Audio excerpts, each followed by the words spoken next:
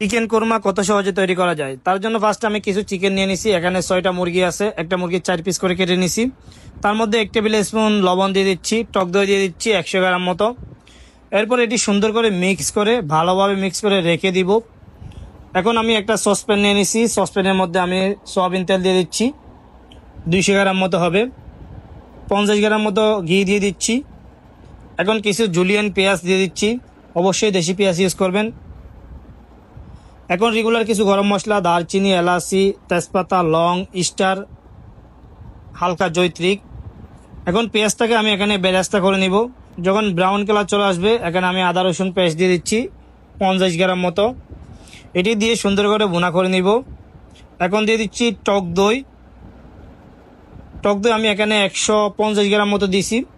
এগুলি দিয়ে একটু সুন্দর করে ভুনে নিব যেন কাঁচা গন্ধ চলে যায় আদা রসুন এবং টক দইয়ের। এখন বাদাম পেস্ট দিয়ে দিচ্ছি 200 গ্রাম মতো। আমি এখানে চীনা বাদাম পেস্ট ইউজ করছি, আপনি চাইলে যে কোনো ধরনের বাদাম এখানে ইউজ করতে পারেন, কোনো সমস্যা হবে না। এরপরে গ্রেভিটা এখানে ভালোভাবে ভুনা করে নিচ্ছি।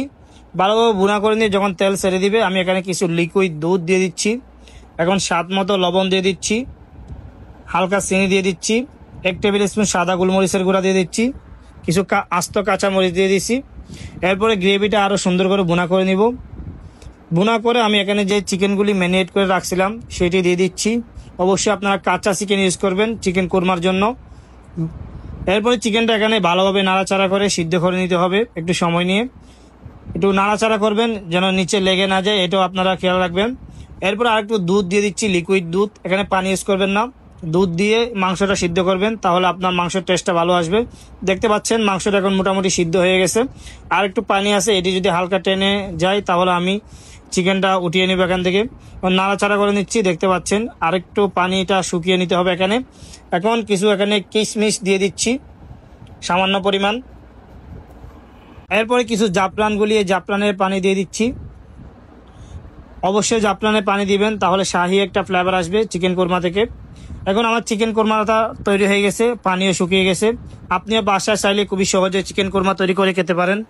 আর আমার রেসিপিটা ভালো লাগলে পেজটা ফলো দিয়ে সাথে থাকবেন। আর রেসিপিটা কেমন হয়েছে অবশ্যই কমেন্টস করে জানাবেন।